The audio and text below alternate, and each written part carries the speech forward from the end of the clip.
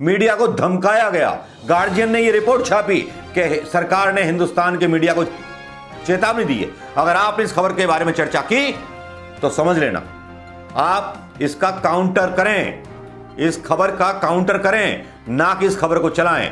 एक व्यक्ति के स्पाइंग पर खर्चा कितना आता था इस सॉफ्टवेयर का?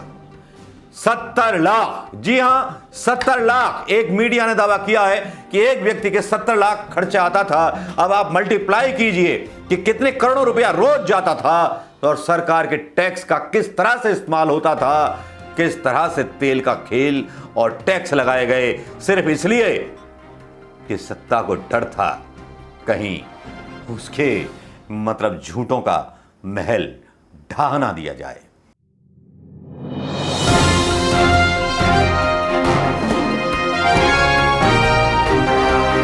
दोस्तों नमस्कार, मैं मनोज कुमार शर्मा एक बार फिर आपके बीच में। जी हां, आज दोस्तों सुबह से आपको इंतजार होगा उस बहुचर्चित मुद्दे पर मेरे बात करने का, जो मुद्दा आज सुबह से लेकर के अभी तक गरमाया हुआ है। ऐसा लग रहा है कि सरकार जो है पब्लिक की, मिनिस्टरों की, आईएएस ऑफिसरों की, पत्रकारों के वो शक की पति की तरह व्यवहार कर रहा है, जिसको अपनी पत्नी के चाल चलन पर शक होता है और अपनी बीवी के मोबाइल को हैक कर लेता है।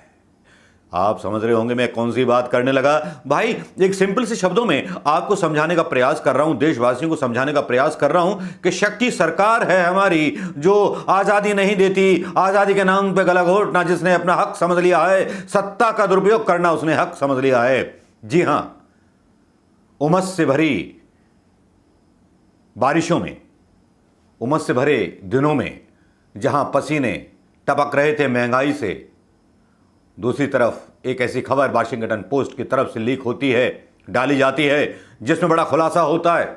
और वो खुलासा हमारी गोदी मीडिया नहीं करती, ये वाशिंगटन पोस्ट करता है। और वाशिंगटन पोस्ट की पोस्ट पर जो है इतना बड़ा खुलासा होता है कि इजराइल से भारत की सरकार ने पैक्से से स्पाईवेयर खरीदा। जी हां, और वो स्पाईवेयर का इस्तेमाल वैसे तो आतंकवादी, टेररिस्ट और इन जैसे लोगों के लिए किया जाता है, लेकिन भारत की सरकार ने उन सबको टेररिस्ट बना दिया जो उसके विपक्ष में रहते थे, जो उसके विरोध में रहते थे, चाहे वो पत्रकार हो। अरे विरोध की बात छोड़िए, अपनी पार्टी के खिलाफ मतलब स्टिंग ऑपरेशन चलवा दिया। भाई जासूसी की आदत तो साहब की पुरानी है, अमित शाह साहब को तो आप जानते ही है ना, पुरानी वाली आदत है, तो वही चूकेंगे थोड़ी। भाई कहते हैं ना कि मतलब आदत नहीं जाती है, कहावत भी है। कहावत कुछ इस तरह से है, मतलब अब छोड़िए, कहावत जो भी होगी उसको छोड़ देते हैं। मतलब जिसकी जो आदत होती है वो आदत रहती है, जाती नहीं है, चाहे वो कितने भी अच्छे समाज में उठने बैठने लगे। लेकिन दोस्तों ये पैक्से से सॉफ्टवेयर के बारे में अभी तक आपने बहुत सारी जानकारी जुटा ली होगी, बहुत सारे वीडियोस देख लिए होंगे, बहुत सारी खबरें आपके दिमाग को सवाल उठा रही होंगी। कहीं आपके फोन से सरकार ने आपके बेडरूम में तो नहीं झांका, या क्या हुआ था?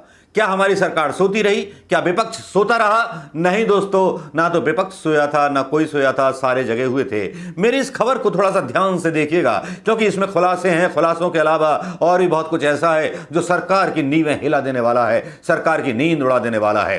हालांकि भारतीय जनता पार्टी इस खुलासे पर अपना पल्ला झाड़ रही है अंतर्राष्ट्रीय साजिश बता करके, लेकिन इस खबर की शुरुआत होती है वाशिंगटन पोस्ट से, और उसके बाद बायर इसको जो है ब्रेक करता है, और इसको ब्रेक करने के साथ बहुत सारी चीजें सामने आती है, जिसमें कहा जाता है कि भारत के कई पत्रकारों के, मीडिया संस्थानों के 2 केंद्रीय मंत्रियों के, 40 अधिक पत्रकारों के, विपक्ष के 3 नेताओं और एक न्यायाधीश समेत कई बड़ी संख्या में कारोबारियों, अधिकतर कार्यकर्ताओं के 300 से अधिक मोबाइल नंबर हो सकते हैं। यह खबर सुबह की है, यह खबर सुबह की है, जो आपने अभी तक सुन ली होगी।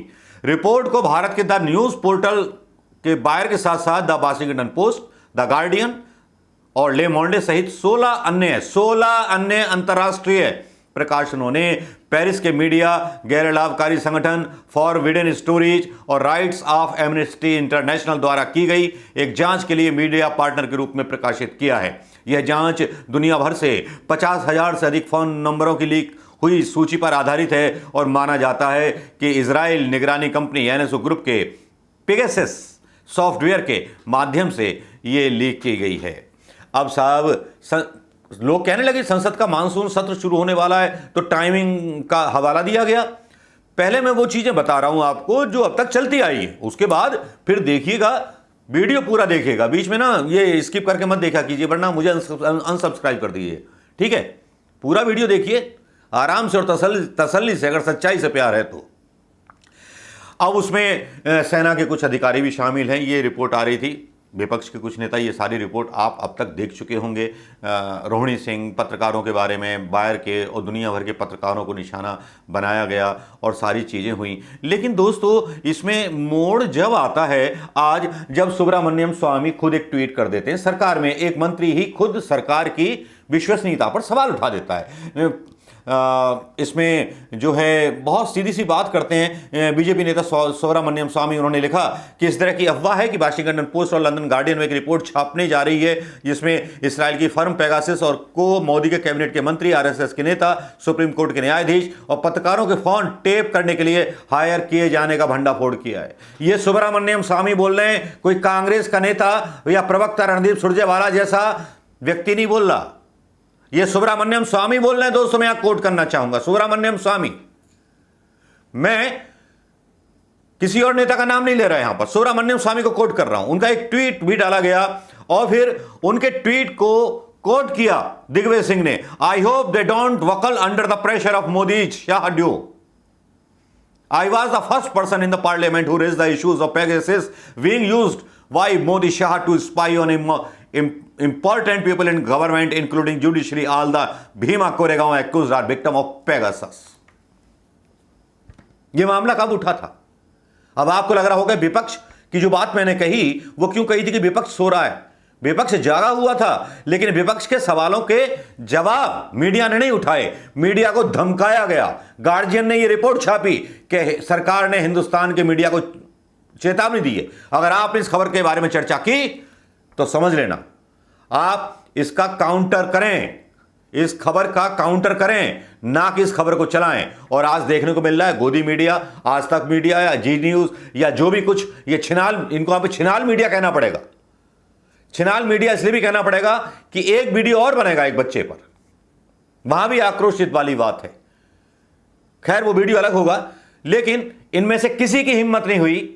भाई कारपोरेट के तनख्वाह पाते हैं मोटी मोटी, तो फिर क्यों कर देते? बिक जाने दो देश। ऐसे चैनलों का बहिष्कार होना चाहिए और ऐसे चैनलों के मालिकों को चौराहे पर ला करके उनसे सवाल किए जाने चाहिए जो इस मीडिया संस्थानों को चलाते हैं। देश को बर्बाद करने का और देश को भ्रमित करने का जिम्मा सरकार के पैरों को चाटने से कर रहे हैं लेकर के। लेकिन चलिए दोस्तों, ये तो कुछ बातें दिल के उबाल से निकल जाती हैं, लेकिन जब सत्ता से सवाल करने की बारी आती है तो सत्ता का चेहरा कहीं गायब हो जाता है। जी हाँ दोस्तों, गायब हो जाता है और उसके बाद बहुत सारे नामों के खुलासे होते हैं, जिसमें पेगासस की रिपोर्ट्स, क्विंट भी छापता है उस रिपोर्ट को, क्विंट में भी बताया जाता है। ये भी आपने रिपोर्ट देख ली होगी। लेकिन मैं इससे पहले एक महत्वपूर्ण अंश राज्यसभा में दिया गया दिग्विजय सिंह जी का सिनेमा सुनवाना चाहूंगा आपको कि दिग्विजय सिंह वो आदमी थे जिन्होंने पूरा सवाल किया था। लेकिन मैं पहले वो अंश सुनवाना चाहूंगा जिसमें उन्होंने शाह पर सीधे सीधे आरोप ठोका है पेगासस कंपनी के आदमियों से मिलने का, पेगासस सॉफ्टवेयर बनाने वाली कंपनी के आदमियों से मिलकर के सरकार का पैसा कैसे दिया गया, बाद में बात करेंगे। पहले दिग्विजय सिंह साहब का यह बयान सुन लीजिए जो दिया गया था 2019 28 तारीख को। मेरा आरोप है कि आखिरी कि सरकार को पूरे मामले का पता था, उसके टॉप लीडर्स को सब जानकारी थी, बाकायदा प्लान करके पेगासस खरीदा गया, गैर कानूनी तौर पर इस्तेमाल हुआ। खुद माननीय गृह मंत्री ने फेसबुक कंपनी जो व्हाट्सएप की ओनर है उसके भारत में सर्वोच्च अधिकारी के साथ कई महीने पहले मीटिंग की थी और पेगासस स्पाईवेयर के बारे में पूरी चर्चा की थी। मेरी सरकार से मांग है कि उस मीटिंग्स के मिनट्स सरकार को सदन में साझा करें। मेरी मांग है कि सरकार के मिनट्स और फेसबुक कंपनी के बनाए मिनट्स को दोनों सदन के सामने रखे जाएं ताकि सरकार अपने मिनट्स को एडिट कर सदन को गुमराह न कर सके। और अगर माननीय मंत्री जी राष्ट्रीय सुरक्षा के कवच के पीछे छुपकर सदन की जानकारी छुपाना चाहते हैं तो मेरी सभी पार्टियों से अपील है कि इस संवेदनशील मामले पर जेपीसी का गठन किया जाए और इसकी जांच करें, क्योंकि हमारी फंडामेंटल राइट और नेशनल सिक्योरिटी से जुड़ा हुआ है। धन्यवाद। आपने सुन लिया होगा दोस्तों, इस बयान को सुनने के बाद आप भी सोच रहे होंगे यार ये तो बहुत पहले से पता था, इसके बारे में कोई बात क्यों ना हुई, किस लिए ना हुई? अरे साहब, अभी थोड़ा दिल थाम के बैठिए। अभी तो राहुल गांधी से लेकर के प्रशांत किशोर, ममता दीदी और पता नहीं किन किन की कहानी बाकी है। अभी तो रवानी बाकी है, अभी तो खबर शुरू हुई है। अभी देखना इस सरकार के ताबूत में अभी तो आखिरी कील ठुकना बाकी है, और ताबूत में कील ठोकने वाले इन्हीं के लोग होंगे। अब दोस्तों आगे की खबर आती है। खबर फिर ब्रेक होती है। दोपहर के बाद एक खबर और आती है कि मोदी सरकार ने पेगासस के थ्रू अपने मंत्रियों की जो थी, उसके मंत्रियों के रसोइयों की, मंत्री की एक वाइफ की, प्रहलाद पटेल, और जो नए आईटी मंत्री बनाए गए उनके भी मतलब पेगासस पर जो थे स्पाईवेयर चलाए हुए थे, उनकी भी जासूसी की जा रही थी। आरएसएस के नेताओं का भी नाम आ रहा है, उसकी भी जासूसी की जा रही थी। तो साहब अब आप बताइए, ये सरकार ने बख्शा किसको? चलिए, पत्रकारों से इतना डरते हैं, पत्रकारों के सच से इतना डरते हैं। चलो, पत्रकारों की तो बात अब हो गई, जो पढ़ लिया होगा आपने। लेकिन अब इसमें आता है विपक्ष के नेताओं का नाम। वो कौन विपक्ष के नेता थे? कौन थे वो विपक्ष के नेता जिनकी मतलब जरूरी हो गई जांच, या जिनके बारे में जांच बहुत जरूरी थी? दोस्तों खबर फिर दनदनाती हुई आती है, और दनदनाती हुई खबर कांग्रेस का मूड खराब कर देती है। कांग्रेस को प्रेस कॉन्फ्रेंस करनी पड़ती है, सरकार पर सवालों की स्टेन गन लेकर के सवार होना पड़ता है। और यह खबर होती है कि 2019 लोकसभा चुनाव से पहले और बाद में संभावित हैकिंग के निशाने पर थे राहुल गांधी, उनके दोस्त, 5 दोस्त, जो पार्टी मसलों में उनके साथ काम करने वाले 2 करीबी सहयोगियों को चुना गया था, और उनको पूरी तरह से निशाना बनाने की कोशिश हुई। राहुल गांधी का कम से कम 2 मोबाइल फोन भारत के उन 300 प्रमाणित नंबरों की सूची में शामिल है जो वाशिंगटन पोस्ट ने आउट की है। सूचियों के नंबर जिनकी निगरानी करने के लिए इजराइल के NSO ग्रुप के एक भारतीय क्लाइंट द्वारा पेगासस स्पाईवेयर का इस्तेमाल करने की योजना बनाई गई थी। गांधी की हैकिंग करने की सनक इस कदर सवार थी कि उनके 5 करीबियों पर भी निशाना बनाने की तैयारी की गई थी, जबकि इन 5 में से कोई भी राजनीतिक या सार्वजनिक कामों में राहुल गांधी के साथ इन्वॉल्व ही नहीं होता है। वैसे तो गांधी का अब इस नंबर इस्तेमाल नहीं करते, लेकिन जब नंबर लीक हुए और बड़ा डेटाबेस सामने आया तो भाई पूरी दुनिया में सनसनी फैल गई। पूरी दुनिया में सनसनी फैलना स्वाभाविक भी था कि ऐसी सरकार जो लोकतंत्र से जीतने का दावा करती है, लोकतंत्र को बचाने का दावा करती है, संविधान को बचाने का दावा करती है, क्योंकि इसी सरकार के रविशंकर प्रसाद ने कभी बयान दिया था कि हम इस हक में हैं कि संविधान की रक्षा की जाए, संविधान में स्वतंत्र आवाजों की जाए, हम किसी की भी जासूसी नहीं करेंगे। दिग्विजय सिंह के बयान में 2019 में बोला था, 2 साल पहले, लोकसभा चुनावों से पहले संसद में जब दिग्विजय सिंह जी ने यह सवाल उठाए थे। लेकिन किसी मीडिया ने उन सवालों को सीरियसली नहीं लिया। प्रॉब्लम क्या है कि वाशिंगटन पोस्ट में छपता है खबर, तब आ जाता है, सब जगह आ जाता है। लेकिन दोस्तों अब ये सारे कांड हो गए। अब यहां एक दूसरी खबर आ जाती है कि प्रशांत किशोर, ममता बनर्जी, उनके भतीजे अभिषेक, उनका भी भैया जो था, क्या कहते हैं, पेगासस से जासूसी हो रही थी। अब प्रशांत किशोर ने तो बोला कि भैया मैंने 5 बार अपना मोबाइल हैंडसेट बदल दिया, लेकिन मेरी हैकिंग जारी रही, और इस कदर जारी रही कि मैं बता नहीं सकता। प्रशांत किशोर भी आईटी सॉफ्टवेयर के काफ़ी जानकारी रखते हैं। और कांग्रेस ने तो आज आरोप लगा दिया, रणदीप सुरजेवाला ने, कि बेडरूम की भी बातें सुन रही है, कांग्रेस का ये आरोप है। लेकिन कांग्रेस उस समय कहाँ खोई हुई थी जब राज्यसभा में इनके ही सांसद एक दिग्विजय सिंह ने जब ये सवाल उठाए थे, तब ये प्रेस कॉन्फ्रेंस क्यों नहीं हुई थी? आज प्रेस कॉन्फ्रेंस जब हो रही है जब वाशिंगटन पोस्ट खुलासा कर देता है। अगर राज्यसभा के एक सदस्य के नाते अगर दिग्विजय सिंह ने उस टाइम पर आरोप लगाए थे, तब कांग्रेस पार्टी ने उसे गंभीरता के साथ क्यों नहीं लिया? मीडिया ने उसे गंभीरता से क्यों नहीं लिया? अगर आज गंभीरता से ले लिया होता 2019 में, 2 साल पहले, तो 2 साल तक मोदी सरकार को यह नहीं पता चलता कि मियां बीवी में जिनकी जासूसी कर रहे थे कितने झगड़े हुए, माली ने क्या किया क्या नहीं किया। खैर छोड़िए, प्रहलाद पटेल के माली, बीबी, उनके नौकर, उनके सब भैया जासूसी में थे, उनके सारे के सारे मोबाइल। मतलब सरकार को इतना भरोसा नहीं अपने मंत्रियों पर, अपने संतरियों पर, कि मतलब फिर सरकार कैसे चलेगी? जब सबका डेटा सरकार के पास होगा तो सीधी सी बात है, काम करने वाले मोदी और शाह साहब दोनों ही हैं, जैसा कि आरोप दिग्विजय सिंह साहब ने लगाया। अब सवाल ये उठता है, चलिए साहब, चलो मान लेते हैं कि आपने बढ़िया काम किया, आपकी सरकार चल रही है, विपक्ष क्या प्लानिंग कर रहा है, कोई टूल किट बना रहा है या भूल किट बना रहा है या लूल किट बना रहा है, फार्मर किट बना रहा है या ये बना रहा है वो बना रहा है, चलिए मान लिया कि आप लोकतंत्र में चुनाव जीते हो, आपको अधिकार है जासूसी कराने का, चलो मान लो यार, मान लेते हैं ना।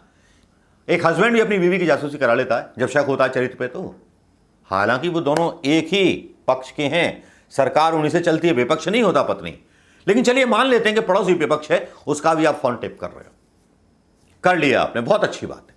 लेकिन क्या गारंटी है कि जिस देश से आपने वो सॉफ्टवेयर लिया है वो बातें उस तक नहीं पहुंची होंगी, देश की सुरक्षा को खतरा नहीं हुआ होगा? हुआ होगा ना। चलिए छोड़िए, जो हो गया वो हो गया दोस्तों। अब सवाल यह उठता है कि पेगासस कंपनी को इस सॉफ्टवेयर खरीदने के बदले क्या संसद को जानकारी दी गई, या बजट में कोई इसका प्रावधान रखा गया था, या कितने हजार करोड़ कितने लाख करोड़ में यह सॉफ्टवेयर खरीदा गया? सवाल उठता है। और देश की जनता को इसकी जानकारी दी गई, क्यों नहीं दी गई? और सरकार ने फिर राज्यसभा में झूठ क्यों बोला? सवाल तो उठता है। क्योंकि सवाल इसलिए उठता है कि एक तरफ सरकार यह कहती है कि उसे कोरोना वैक्सीन के मतलब पैसे नहीं है उसके पास, इन्हीं के लोग जो हैं आलतू फालतू की बात करते हैं कि साहब सरकार के पास पैसे नहीं है। इसका भी एक वीडियो विद प्रमाण के कल डालूंगा दोस्तों, देखना मत भूलिएगा। इस सरकार के तो ना कपड़े उतार के छोड़ूंगा। और दूसरी तरफ पेट्रोल पर इन्होंने दाम बढ़ा दिए, एलपीजी पर दाम बढ़ा दिए, गैस पर दाम बढ़ा दिए, जीएसटी बढ़ा दिया, टैक्स बढ़ा दिया। हम तो खुश थे कि चलो साहब देश का विकास हो रहा है। आंख के अंधे हैं विपक्ष के लोग, कांग्रेसी अंधे, हम भी अंधे, हमें भी नहीं दिख रहा कहीं विकास। हम बस यहां बैठ के अपना मुंह चलाते रहते हैं, हमें विकास दिख ही नहीं रहा, लेकिन भक्तों को विकास दिख रहा था। लेकिन इतने सारे पैसे क्या केवल देश की संस्थाओं, पत्रकारों, जजों की भी जासूसी हुई और नेताओं की जासूसी करने के लिए खर्च किए जा रहे थे जनता के टैक्स के पैसे? सवाल ही उठता है, क्या ये पैसे बाबा रामदेव की फोन रिकॉर्डिंग के लिए नहीं इस्तेमाल हो सकते थे? अदानी की फोन टेपिंग में इस्तेमाल नहीं हो सकते थे, जिन्होंने देश को बहुत बड़ा चूना लगाया? ये सरकार इतनी मतलब नपुंसक है जो देश से भाग गए, माल पानी लेकर के, देश का पैसा लेकर के भाग गए लोग, उनको तो वापस लेके नहीं आ पाई, लेकिन जो देश में रह रहे हैं उनकी जासूसी कर रहे हैं। तो क्यों ना माना जाए, अगर पेगासस नाम का सॉफ्टवेयर लाकर के जासूसी करा सकते हैं, तब क्यों ना माना जाए कि ईवीएम में भी कोई ऐसा सॉफ्टवेयर डाल करके चुनाव जीते गए हैं जिससे देश के लोकतंत्र को धक्का पहुंचा है। जासूसी करने की जरूरत उस सरकार को पड़ती है जिसको यह लगता हो कि उसने लोकतंत्र का जो है अपहरण किया है, लोकतंत्र की हत्या की है। उस सरकार को पड़ती है, उस सरकार को नहीं पड़ती जो लोकतंत्र से वोटों से जीती हो, जो दिलों से आई हो, दिलों पर राज करके आई हो। लेकिन आज थोड़ी बहुत मंदिर बनवा दिया था, धारा 370 थी, थोड़ी बहुत इज्जत थी इस साहब की, लेकिन आज वो भी नजरों में गिर गई देशवासियों की। अब इसके बाद आप अपने रिएक्शन दीजिएगा, मैं कितना सही हूं, मैं कितना गलत हूं, उस पर भी रिएक्शन दीजिएगा। क्या सरकार का यह कदम सही था या गलत था, यह भी बताइएगा। दोस्तों नमस्कार, मैं मनोज कुमार शर्मा आता रहूंगा। दूसरी स्टेज अभी आनी बाकी है, इसमें अभी खुलासे बहुत बाकी हैं। अभी तो शुरुआत हुई है कि आप तो जानते हैं कि मेरा स्टाइल थोड़ा अलग हटके होता है, अब क्योंकि मुझे पता है कि आप सारे वीडियोस देख चुके हो, लेकिन मेरा अंदाज थोड़ा सा अलग होता है। थैंक यू दोस्तों, नमस्कार, जय हिंद दोस्तों।